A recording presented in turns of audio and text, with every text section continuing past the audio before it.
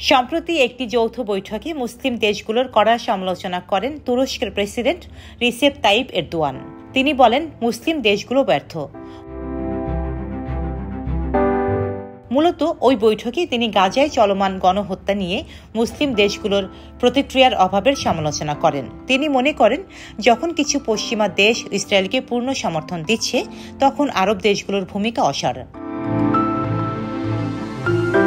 তাছাড়া মুসলিমীয় কিছু পশ্চিমা দেশ ইসরায়েলকে সব ধরনের সামরিক, রাজনৈতিক, অর্থনৈতিক ও নৈতিক সমর্থন দিয়েছে। অথচ মুসলিম দেশগুলো পর্যাপ্ত প্রতিক্রিয়া জানাতে ব্যর্থতার কারণে পরিস্থিতি এই পর্যায়ে পৌঁছেছে।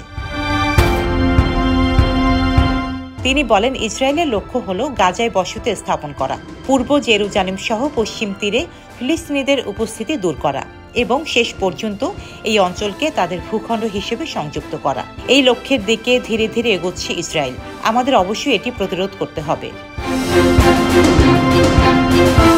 যুদ্ধ বিধ্বস্ত উপত্যকাটিতে মানবিক সহায়তা প্রদানের জন্য জরুরি সমাধানের প্রয়োজনীয়তার ওপর জোর দিয়ে এরদোয়ান বলেন, ইসরায়েল গাজায় মানবিক ত্রাণ বিতরণ সহ্য করতে পারছে না। তুরস্ক যেসব ত্রাণ পাঠাচ্ছে, সেসব কয়েক মাস ধরে মিশরে অপেক্ষায় থাকতে হচ্ছে।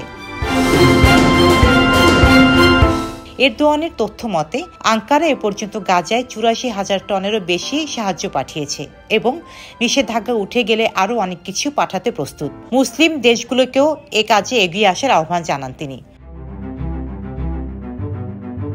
ডেস্ক রিপোর্ট, সাম্প্রতিক দেশকাল।